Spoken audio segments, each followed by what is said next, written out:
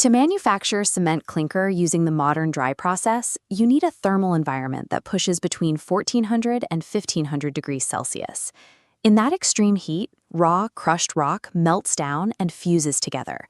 That fused material eventually becomes the foundation of modern infrastructure. And when civil engineers design those structures, they rely on a strict baseline.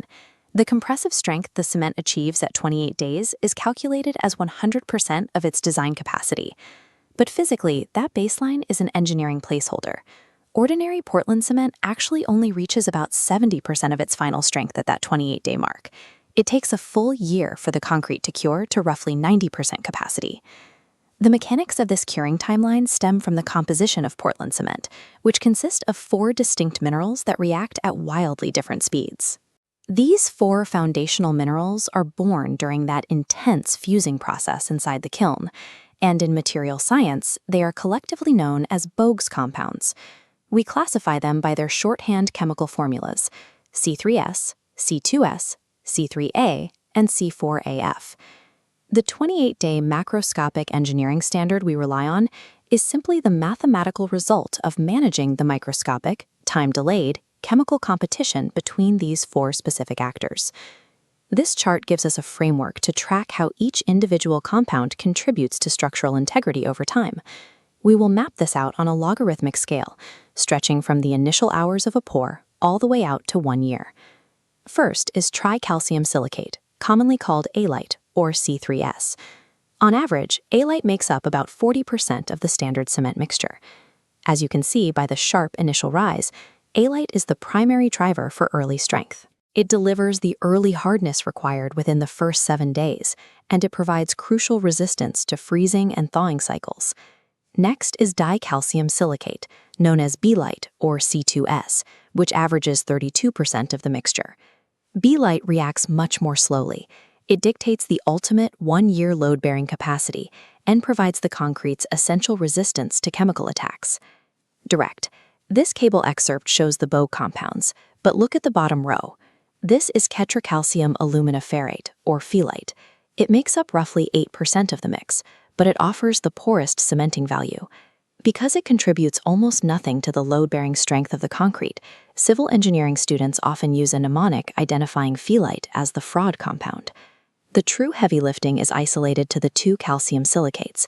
Alite and B-Lite execute a perfectly timed handoff, managing the transition from short-term early hardening to long-term ultimate strength. That leaves the final major Bogue compound, Tricalcium Aluminate, also known as Salite, or C3A, which comprises roughly 10% of the dry mix.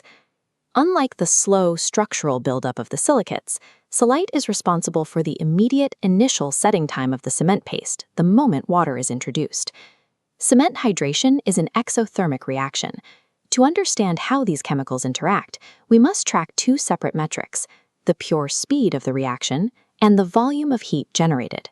The rate of hydration shows C4AF is fastest, followed by C3A, C3S, and C2S.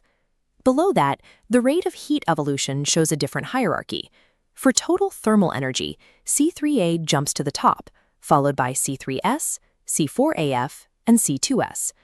While C3A ranks second in raw reaction speed, it generates the highest volume of heat in the entire mixture. In practical terms, this creates a volatile chemical conflict.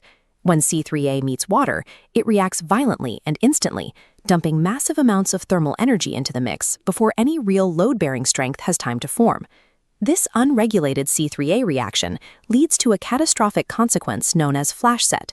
Flash set is characterized by severe premature hardening and extreme heat evolution, but it completely lacks any actual strength development. We have to contrast this failure state with a condition called false set. False set also presents as a rapid stiffening at the pace, but it notably lacks the dangerous evolution of intense heat. It is a completely different mechanical issue, usually related to moisture exposure during storage, rather than an unchecked chemical fire. To prevent the true threat of flash set, manufacturers rely on a mandatory chemical intervention to retard that C3A reaction. They use gypsum. This schematic details a ball mill, where gypsum requires thorough integration during final grinding. The dosage is strictly limited. As the table shows, Regardless of a dry or wet process, gypsum must be kept between 2 and 3%. If that mixture exceeds the 3% limit, the excess gypsum over-retards the chemical reaction. This breaks the curing process and renders the final batch of cement completely unsound.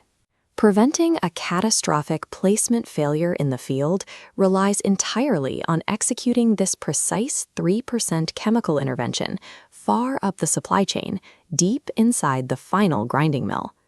Pivoting from clinker manufacturing to actual field application, this pie chart quantifies the precise amount of water required to properly hydrate these 4 engineered compounds. The direct chemical reactions of Bogue's compounds consume exactly 23% bound water by weight. Additionally, an extra 15%, known as gel water, is required to fill the non-interconnected capillary pores to allow hydration products to form. Combined, you establish the absolute minimum hydration requirement for Portland cement, 38% water by weight. We can translate that engineering percentage into a practical field metric.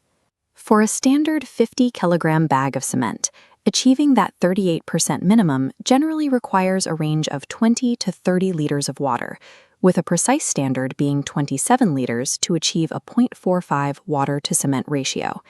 There is one notable exception you might see in engineering exams. If a project intentionally demands rapid setting, say for an emergency underwater repair, an engineer will bypass the gypsum entirely and specify aluminum sulfate to accelerate the reaction. Ordinary Portland cement is a carefully mastered chemical timeline, from the immediate suppression of cellite with precise gypsum dosing to the slow, 1-year structural maturation of belite. The integrity of modern infrastructure is entirely a function of controlled chemistry.